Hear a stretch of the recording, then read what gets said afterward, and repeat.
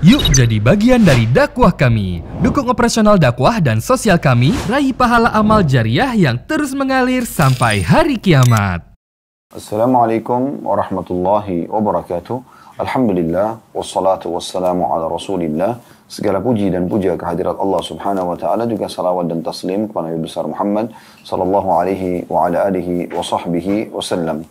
Saya mengucapkan sebagaimana yang diucapkan oleh Nabi alaihi salatu wassalam pada saat menyambut para penuntut ilmu. Marhaban bitalabatil ilm. Selamat datang para penuntut ilmu. Teman-teman yang bergabung bersama kami live di seluruh medsos. Semoga Allah subhanahu wa ta'ala mengikhlaskan niat anda semuanya. Dan juga mengikhlaskan niat kami yang menyampaikan. Mari kita sama-sama menggali lebih dalam penyampaian-penyampaian dari wahyu Al-Quran dan Sunnah berhubungan dengan hal-hal yang wajib kita ketahui dalam agama kita. Dan insya Allah kita masih dalam bab yang sama dari kajian kitab Riyadhus Shalihin yang ditulis oleh Imam Nawawi rahimahullah dalam bab 68, bab sikap wara' dan menghindari syubhat. Dan sudah kami jelaskan di awal memaparkan tentang makna daripada judul ini. Wara' artinya menjaga kesucian hubungan dengan Allah subhanahu wa ta'ala. Bagaimana seseorang muslim atau mukmin berusaha semaksimal mungkin untuk tidak melanggar apa yang telah Allah larang, dan juga mereka berusaha maksimal mengerjakan apa yang Allah perintahkan. Dan juga penyempurnaan wara itu dengan meninggalkan hal-hal yang syubhat. Makanya di sini Imam Nawawi rahimahullah mengatakan bab sikap wara dan syubhat.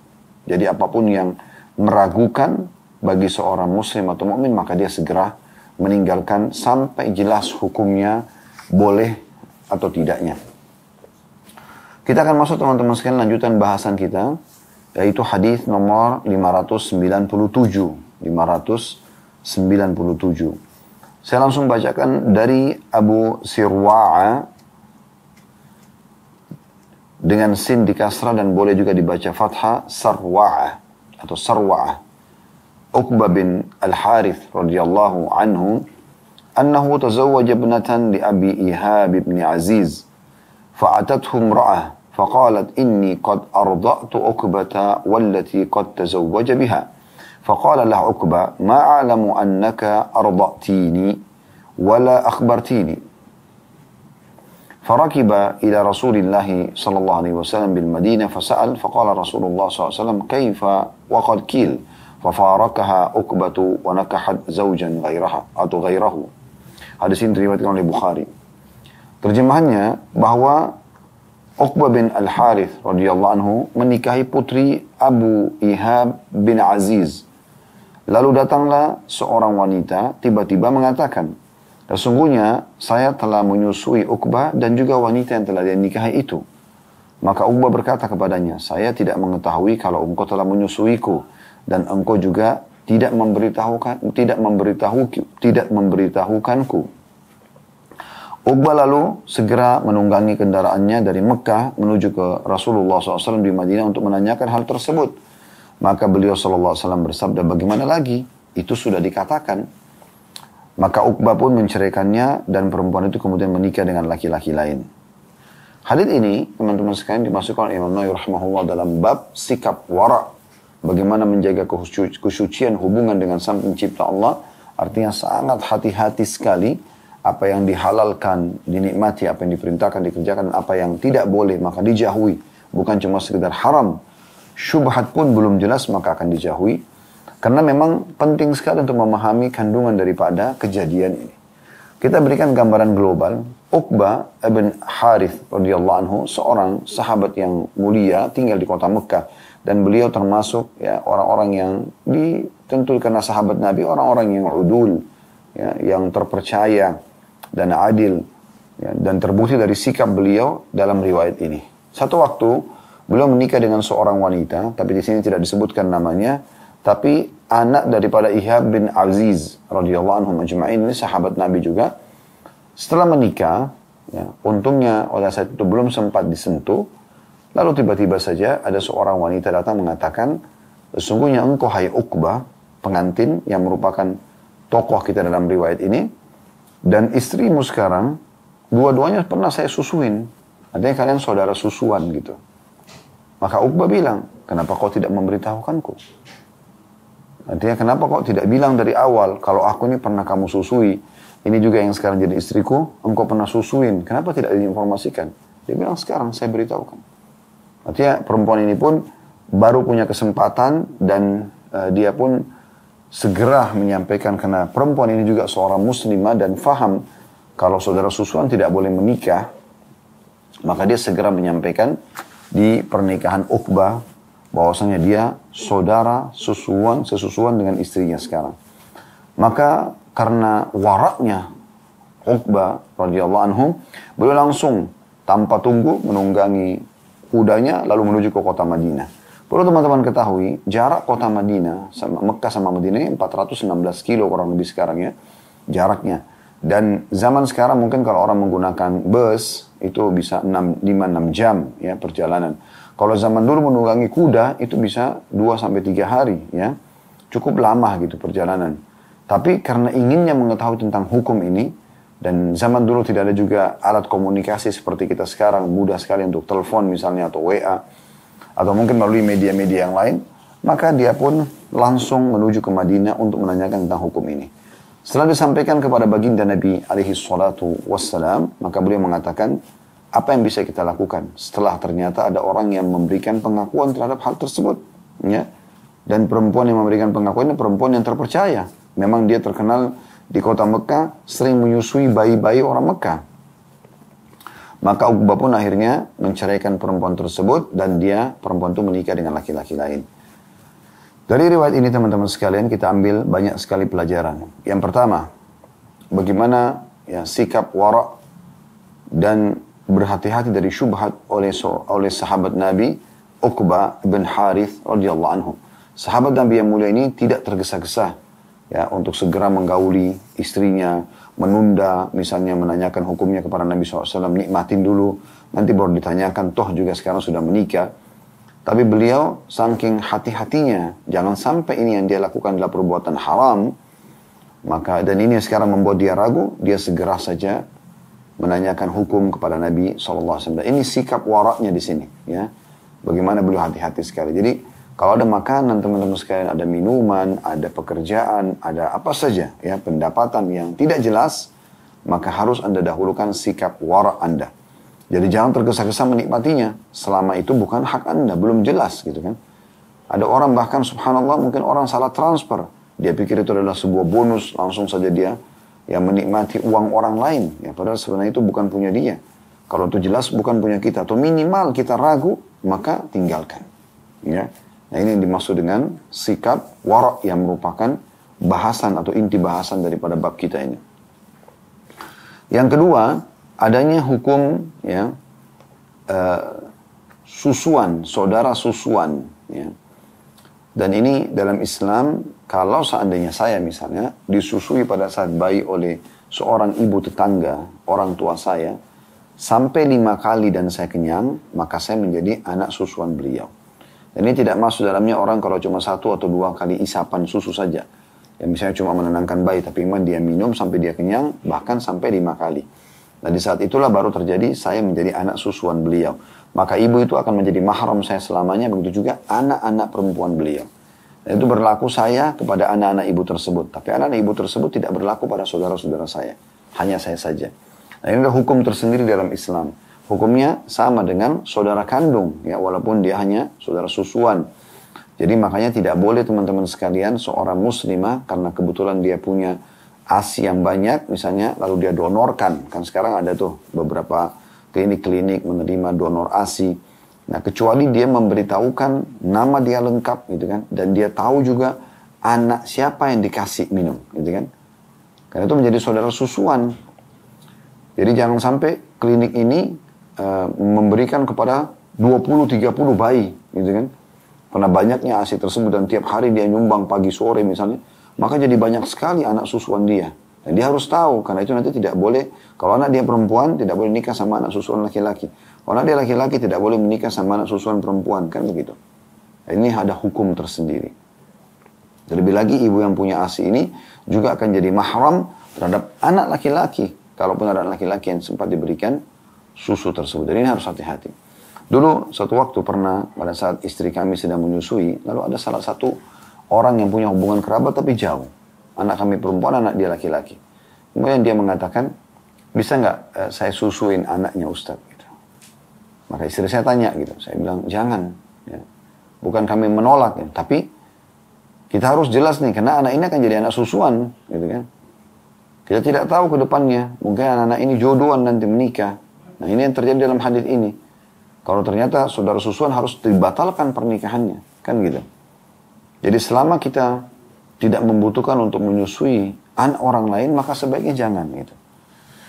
Atau kalau kita mau, maka tadi sudah kami jelaskan harus ada kesepakatan tertentu. Artinya jelas kita siapa, status kita, nama kita, dan juga jelas bayi yang diberikan ASI tersebut. Baik, pelajaran yang ketiga yang bisa diambil adalah haramnya menikah antara saudara susuan, sebagaimana haramnya menikah antara seseorang dengan mahramnya. Kayak tidak boleh seorang laki-laki menikah sama adik perempuannya atau kakak perempuannya, atau sama tantenya, atau sama ibunya. Ini sama hukumnya dengan saudara susuan, walaupun itu orang yang berbeda. Ya. Di sini kita lihat kasusnya Uqbah radhiyallahu anhu. Uqbah dengan istrinya sekarang bukan satu keluarga. Terbukti mereka menikah, gitu kan? Mereka bukan mahram. Tapi ya, karena pernah disusui, orang tuanya pernah serahkan ke satu ibu yang punya sumber susu, yang dia susui banyak orang, akhirnya Uqbah sama wanita ini ternyata diingat oleh ibu tersebut pernah disusui bersama-sama. Jadi saudara susuan walaupun beda orang tua. Gitu. Maksudnya walaupun beda ya keluarga. Nah, seperti itulah. Kemudian yang terakhir adalah wajibnya seseorang itu ya, meninggalkan hal yang syubhat, apalagi kalau sudah jelas hukumnya, sebagaimana di sini Nabi SAW memerintahkan Uqbah untuk menceraikan istrinya. Maka Uqbah pun tanpa ragu menceraikan, dan setelah itu wanita itu menikah dengan laki-laki lain. Nah, ini pelajaran yang bisa kita ambil dari hadis yang mulia ini. Baik, kita lanjut langsung ke hadis 598 dari Al Hasan ibn Ali radhiyallahu anhuma. Beliau dan ayahnya dua-duanya sahabat. Beliau berkata, saya hafal dari Rasulullah SAW, da' ma yaribuka ila ma la yaribuk. Tinggalkanlah apa yang membuatmu ragu dan beralihlah kepada yang tidak membuatmu ragu. Hadis ini diriwayatkan oleh Tirmidzi dan beliau mengatakan hadis ini hasan sahih.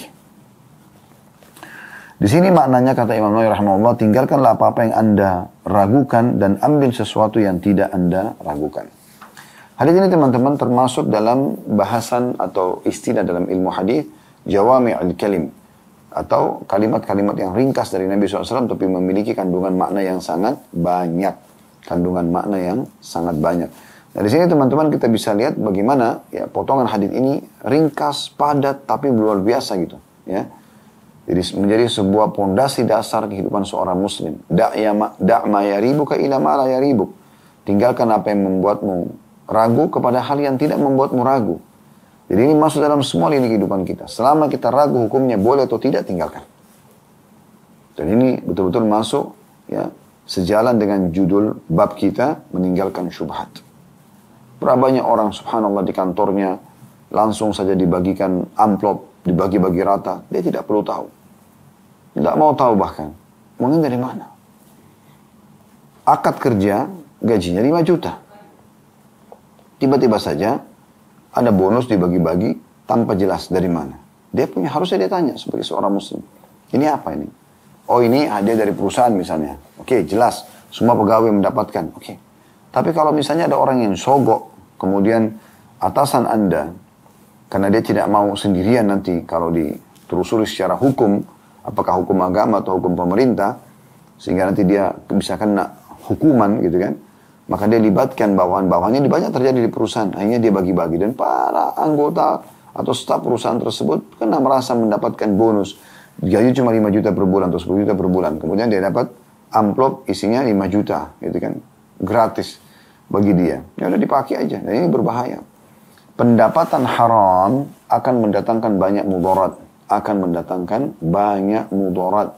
Nah, mudaratnya ini berbahaya sekali. Ya. Mudaratnya ini, bahayanya itu, ya, efeknya sangat luar biasa. Ya. Karena efek-efek ini akan mendatangkan ya hal-hal yang negatif dalam kehidupan. Seperti misalnya penyakit ya, dari pendapatan haram, ributnya rumah tangga itu sendiri. Lahirnya anak-anak yang cacat atau anak-anak yang malah durhaka. Nah ini semua rentetannya karena harta-harta haram. Lalu kenapa Anda mau nikmati hal-hal tersebut? Dia hanya gambarannya seakan-akan kuantitasnya, oh banyak nih saya dapat sekian ratus juta, sekian puluh juta.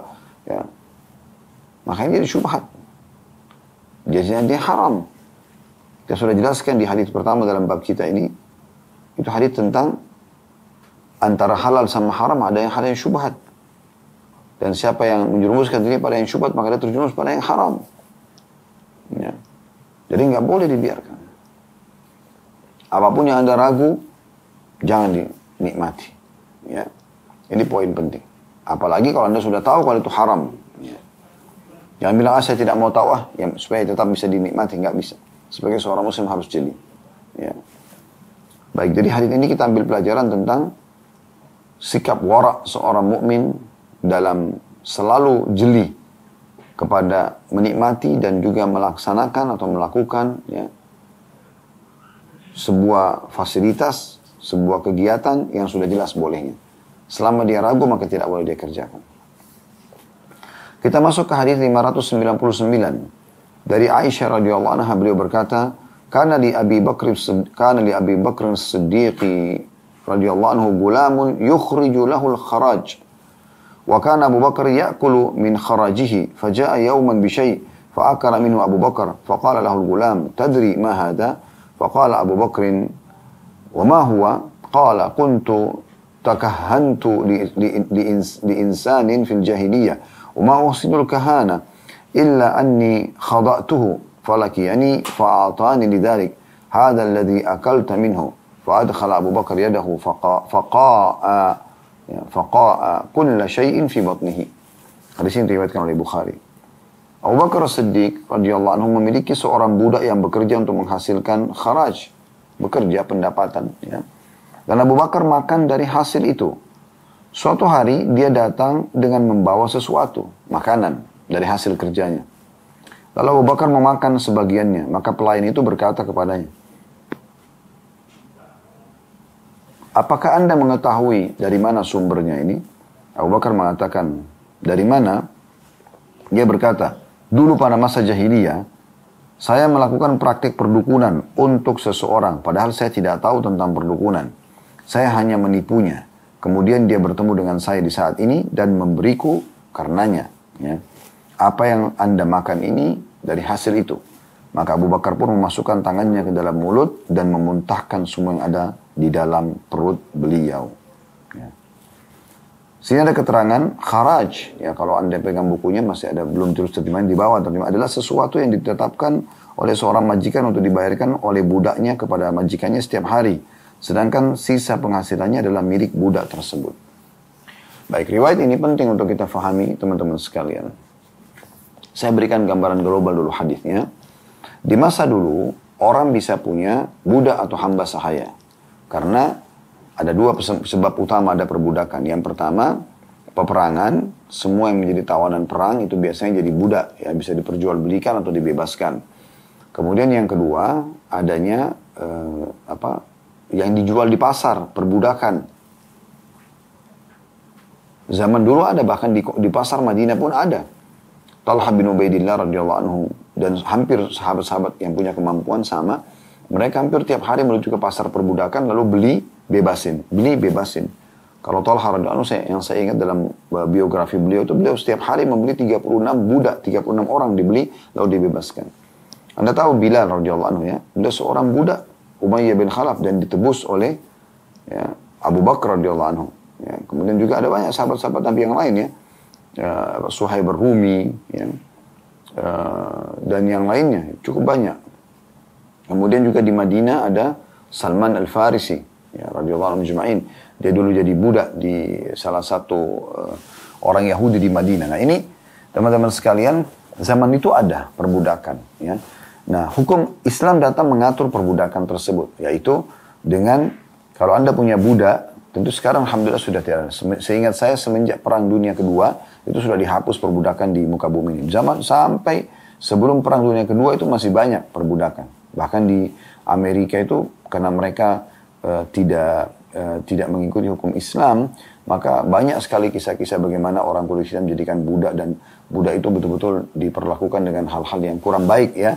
Dan itu banyak dalam kisah. Dan Islam datang mengatur dengan kebaikan-kebaikan. Maksudnya disuruh berikan makanan, disuruh berikan pakaian, ya, disuruh berikan tempat yang layak buat mereka. Walaupun mereka di satu sisi boleh bekerja buat majikannya. Nah, ada istilah dalam agama kita kharaj. Kharaj ini yang disebutkan dalam hadis adalah seorang majikan yang menentukan nilai, misalnya seseorang punya budak, si A punya budak si B.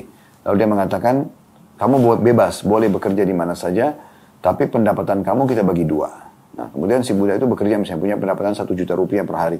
Maka majikannya dikasih 500 ribu, dia dapat 500 ribu. Tapi ini terjadi pada perbudakan ya. Ya tidak terjadi, zaman sekarang sudah saya bilang lagi, tidak ada perbudakan. Ya. Dan tidak berlaku hukum ini tentunya ya. Ini hanya terjadi kalau ada masa perbudakan dulu. Nah, Abu Bakar radhiyallahu anhu punya seorang budak dulu. Kemudian akadnya adalah kharaj. Pendapatan dari budak tersebut boleh dibagi dengan Abu Bakar, gitu kan? Maka budak ini hampir setiap hari kalau pulang bawa makanan, ya, bawa hasil kerjanya. Sampai satu hari dia pulang, dia bawa bekal, ya, makanan, dan ternyata makanan tersebut, ya, dia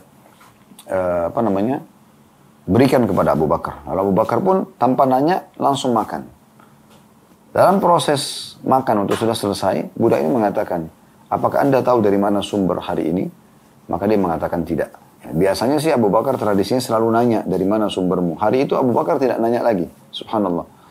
Lalu kemudian budak itu mengatakan, apakah Anda tahu dari mana sumber ini? Abu Bakar mengatakan tidak. Dari mana? Dia mengatakan, ini adalah di masa jahiliyah dulu sebelum Islam, saya pernah pura-pura jadi dukun. Kemudian saya pernah didatangi oleh seseorang konsultasi, dan pada saat itu dia belum punya uang. Sepakatlah kami dengan jumlah tertentu, kemudian dia pergi. Sekarang saya sudah masuk Islam, dia pun sudah masuk Islam. Dia mengingat kalau dia punya utang dulu, maka dia berikan kepada saya. Saya pun mengambilnya dan saya kemudian membeli makanan ini. Tanpa banyak berpikir, ya, tanpa pikir panjang lagi, Abu Bakar langsung spontan mengorek mulutnya dan memuntahkan semua makanan yang syubhat tadi, ya, karena dari pendapatan perdukunan, ya, maka beliau langsung membuangnya. Ya, walaupun pada saat itu, ya, orang ini belum masuk Islam, pendapatan dari belum masuk Islam, ya, karena masih dalam masa jahiliyah, ya, sekarang dibayar, gitu. Maka dia, Abu Bakar tidak mau makannya. Nah, ini total atau globalnya kisah. Baik, kita akan masuk teman-teman ke pelajaran dari hadis ini.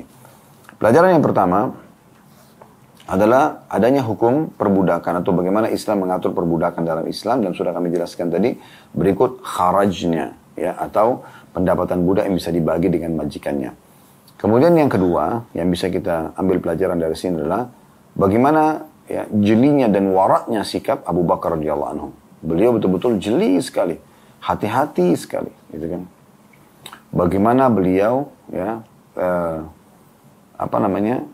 pada saat dijelaskan oleh budak ini, kalau itu adalah hasil perdukunan, beliau langsung memuntahkannya. Berapa banyak orang di antara muslimin tidak peduli seperti ini. Mereka masuk ke satu restoran, mau halal, tidak peduli. Yang penting bagi mereka makan. Gitu. Yang penting ini, restoran itu sudah saya pernah masukin. Tidak peduli dengan masalah halalnya. Dan alhamdulillah di Indonesia Allah SWT mudahkan pemerintah kita, jazakumullah khairan, masih ada mengizinkan MUI untuk mengeluarkan logo halal, ya, label halal, dan itu bisa ditempel di setiap rumah makan. Itu sangat menarik, bagus sekali gitu. Ya, cuma memang belum ada penekanan seperti misalnya saya temukan di Malaysia. Itu pernah kami mengunjungi sepupu kami di sana. Pas kami mau makan siang dan memang cukup lapar pada saat itu. Lalu diajak kami ke satu mall. Nah, kemudian lewat di satu lantai seperti biasa mall-mall kita, banyak restoran. Tapi sepupu saya lewatin banyak. Terus saya bilang, kenapa nggak mampir di restoran mana saja gini? Mungkin ada makanan-makanan yang cocok. Dia bilang itu tidak halal. Lalu dari mana taunya? Ternyata restoran yang tidak halal itu ditulis, ada labelnya juga tidak halal, gitu. Dan kalau dia lihat orang Islam, misalnya orang pakai jilbab datang atau kelihatan Muslim, maka pemiliknya menegurnya, mengatakan kalau Anda Muslim jangan Anda makan yang tidak halal. Karena kalau pemerintah juga tahu dia sengaja jual kepada umat Islam, ada hukuman tersendiri. Nah ini lebih diperketat gitu ya, sehingga memang umat Islam ini selamat dari hal-hal yang haram. Karena ini bukan main-main teman-teman sekalian, ya. Bukan hanya karena oh ini nasi goreng, tapi mungkin dicampur sama sesuatu yang haram, ya.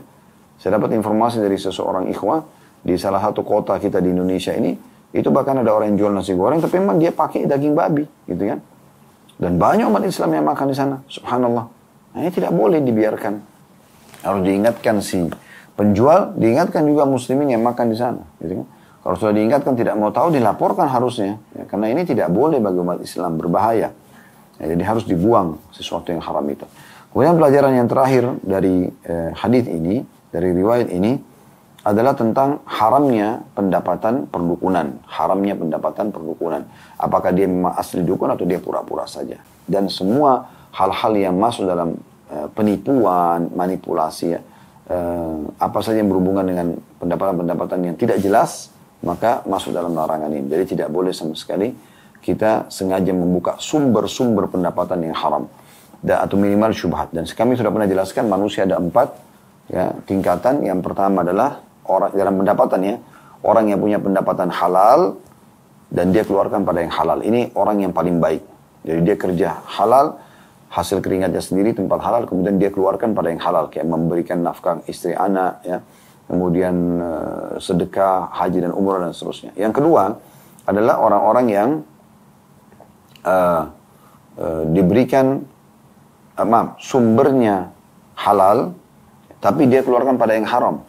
Kayak misalnya dia pakai berzina, maka ini dia pahala dengan pekerjaannya karena cari rezeki halal, dan dia berdosa dengan mengeluarkannya. Yang ketiga ini buruk, ya. Sumbernya haram, hasil manipulasi, korupsi dan segala macam, tapi dipakai untuk halal, kayak misalnya sedekah, ya, umroh, haji, ini semua tidak boleh. Tetap dia ada berdosa. Berdosa dari sumbernya, berdosa dengan sedekahnya. Karena dia sedekah dengan yang haram dan dia tahu itu. Yang terakhir yang paling buruk adalah orang yang sumbernya haram, hasil manipulasi, korupsi dan segala macam, dan dikeluarkan pada yang haram juga. Zina, foya-foya dan seterusnya. Ini orang yang paling buruk. Teman-teman sekalian, kita lanjutkan lagi 2 buah hadis yang tersedia di bab kita ini. Di bab tentang sikap wara' dan juga menghindari syubhat, ya. Dan kita akan masuk teman-teman sekalian di hadis nomor 600 ya, dari awal belajar, berbunyi dari Nafi' ya, radhiyallahu anhu anna Umar bin Khattab radhiyallahu anhu kana farada lil muhajirin al awwalin 4,000 wa farada li ibnihi 3,500 faqila lahu huwa min al muhajirin falima naqastahu faqala innama hajara bihi abuhu atau abuhu yaqulu laisa huwa kaman hajara bi nafsihi. Hadis ini riwayat Bukhari. Terjemahannya bahwasanya Umar bin Khattab radhiyallahu anhu memberikan bagian untuk kaum muhajirin angkatan pertama sebanyak 4.000 dirham, dan untuk putranya maksudnya Abdullah bin Umar sebanyak 3.500, jadi beda 500 dirham. Maka dikatakan kepadanya, kepada Umar bin Khattab, anakmu ini dia juga termasuk muhajirin. Mengapa anda mengurangi jatahnya? Maka Umar menjawab, karena dia berhijrah dibawa oleh bapaknya. Dia berkata, tentu dia tidak seperti orang yang berhijrah dengan sendirinya. Riwayat ini teman-teman sekalian menceritakan tentang sikap seorang sahabat yang mulia, dan kita semua kenal namanya Umar bin Khattab radhiyallahu anhu. Sosok orang yang selalu menjadi figur contoh bagi umat Islam. Orang yang digambarkan oleh Nabi SAW, orang yang mengambil agamanya dengan ketegasan, ya, sehingga jangankan manusia, syaitan pun segan dengan dia. Ya, manusia pun banyak segan dengan Umar bin Khattab, tapi syaitan pun segan. Sampai kata Nabi SAW, wahai Ibnu Khattab, maksudnya Umar, kalau seandainya engkau jalan di sebuah lembah dan syaitan melihatmu lewat di lembah tersebut, maka dia akan cari lembah yang lainnya. Ini menandakan kenapa? Karena Umar dan sangat tegas dengan agama. Halal, halal, haram, haram. Selesai. Nah, salah satu hal yang menjadi ciri khas beliau adalah beliau hati-hati sekali dengan pendapatan beliau. Nah, juga pendapatan keluarganya. Di antaranya dalam riwayat ini dijelaskan gitu. Pada saat beliau menjadi khalifah, lalu beliau membagi-bagikan ya, uang untuk para muhajirin, karena mereka adalah orang-orang yang awal masuk Islam, 4.000 dirham. Maka anaknya Abdullah bin Umar diberikan cuma 3.500. Orang-orang nanya, kenapa anda kurangi jatahnya Abdullah? Padahal Abdullah juga termasuk muhajirin. Maka kata beliau, Karena Abdullah ini anakku hijrah bersama ayahnya. Ya. Jadi tentu beda dengan orang yang hijrah ya, dengan sendirinya. Maka ini contoh ya bagaimana sikap wara' dan hati-hati ya, seorang mukmin dalam mencari pendapatan. Ini secara globalnya. Kita masuk teman-teman sekalian dalam penjelasannya. Pelajaran pertama pelajaran pertama dari hadis atau faedah yang bisa kita ambil adalah bagaimana kejelian Nafi'. Ya. Nafi' ini adalah mantan budaknya Abdullah ibn Umar radhiyallahu anhum ajma'in. Dia dibebasin oleh Abdullah bin Umar dari keterbudakannya, kemudian diberikan istilah Nafi' Maula ibn Umar. Ya. Dan ini orang yang sangat cerdas, selalu menyampaikan tentang majikannya atau Abdullah yang memang sangat jeli dalam menerima dan juga memahami serta mengamalkan hadis-hadis Nabi Sallallahu Alaihi Wasallam. Sampai ulama-ulama hadis mengatakan termasuk sanad emas, ya, jalur emas. Kalau diriwayatkan dari Imam Malik, salah satu dari 4 imam madhab, dari Nafi', dari Abdullah bin Umar. Karena ini luar biasa gitu sanadnya. Nah, Nafi' ini adalah seorang budak yang betul-betul mengambil manfaat dari majikannya dengan belajar sehingga akhirnya menjadi ulama'nya muslimin walaupun dia adalah mantan budak, ya. Di sini kejelian dia menyampaikan tentang riwayat ini. Dan dia juga tidak langsung menyampaikan apa yang Umar sampaikan, tapi dia menceritakan historinya. Bagaimana Umar bin Khattab satu waktu pernah membagi-bagikan uang untuk para muhajirin awal 4.000 dirham, lalu kemudian anaknya Abdullah disendirikan atau dikurangi 500. Dengan pertimbangan waktu ditanya, kenapa anda kurangi padahal anak anda juga muhajir? Karena dia berhijrah sama ayahnya. Artinya dia tidak keluarkan biaya apa-apa, ayahnya semua yang urus. Maka dikurangi pendapatannya. Nah, ini pelajaran pertama adalah bagaimana kejelian Nafi' dalam menyampaikan tentang kisah ini. Dan siapa dia sebenarnya, sudah kita jelaskan tadi, dia adalah Maula Abdullah bin Umar. Dan istilah Maula diberikan bagi budak yang dibebaskan ya, karena Allah subhanahu wa ta'ala. Ya. Jadi kalau anda punya seorang budak, anda mengatakan kau bebas karena Allah. Misalnya nama dia Ahmad, nama anda Yusuf. Maka dikatakan Ahmad Maula Yusuf. Yang kedua adalah bagaimana ya, dalam Islam dibolehkan untuk membagikan pendapatan kepada orang-orang yang dianggap punya jasa besar dalam Islam. Ya. Di sini Umar bin Khattab memberikan para muhajirin yang awal-awal masuk Islam di Mekah, setelah Islam Allah SWT berikan kekayaan, ya, kemenangan di zaman khilafahnya Umar luar biasa gitu ya, kemenangan yang Allah berikan dan harta melimpah sekali. Maka beliau lowongkan pemberian khusus kepada orang-orang yang punya jasa dengan Islam. Dan ini dibolehkan. Kayak Anda memberikan penghargaan kepada guru yang sudah lama mengajar di lembaga sekolah Anda, pegawai yang sudah lama bekerja di lembaga Anda, di yayasan, di perusahaan Anda. Ini bagus memberikan penghargaan kepada orang-orang. Dan ini dibolehkan dalam Islam selama sumbernya halal gitu kan. Dan Anda bukan di sini nepotisme, Anda bukan karena keluarga Anda dahulukan, tidak, memang karena prestasi ya. Sehingga ada profesionalisme di sini. Kita profesional dalam bekerja dan juga memberikan hak masing-masing. Dan ini akan memotivasi orang untuk bisa loyal dengan Anda tentunya ya. Selain menilai kebaikan mereka. Pelajaran yang ketiga adalah waraknya, sikap waraknya Umar radhiyallahu anhu. Bagaimana beliau sangat warak di sini, beliau hati-hati sekali. Beliau tidak berani sembarangan untuk karena ini anaknya maka ya udah kasih aja, mumpung gitu kan. Enggak. Beliau tunjukkan pada orang-orang dan menjadi sebuah pegangan hukum sampai di sini. Imam Bukhari masukkan dalam sebuah hadis riwayat atau sebuah riwayat ya, sunnah yang beliau sampaikan gitu kan. Karena kalau sunnah juga diambil dari para sahabat ya. Bukan sebuah hadis tapi dia sebuah riwayat ya. Karena kalau hadis itu dari Nabi SAW. Maka di sini bagaimana Umar radhiyallahu anhu diceritakan sikap waraknya. Dia berhati-hati bukan karena anaknya termasuk muhajirin kemudian dia main kasih saja. Tapi dia coba jeli melihat. Jangan sampai dia dihisab sama Allah. Karena dia dibiayai oleh Umar pada saat hijrah. Atau ayahnya yang ajak maka tidak perlu dikasih sama dengan orang-orang yang hijrah sendirian.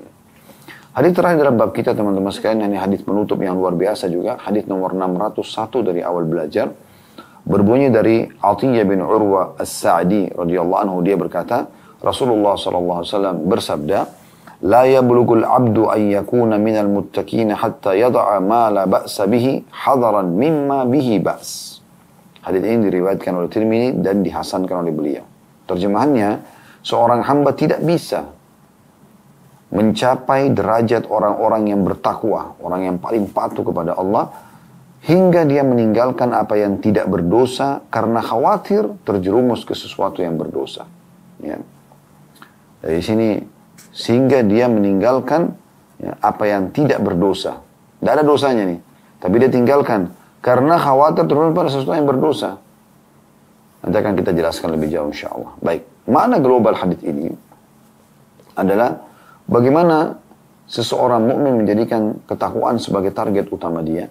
Karena Allah SWT memuji orang yang bertakwa. Ada 226 kurang lebih potongan ayat Al-Quran menyinggung tentang masalah ketakwaan.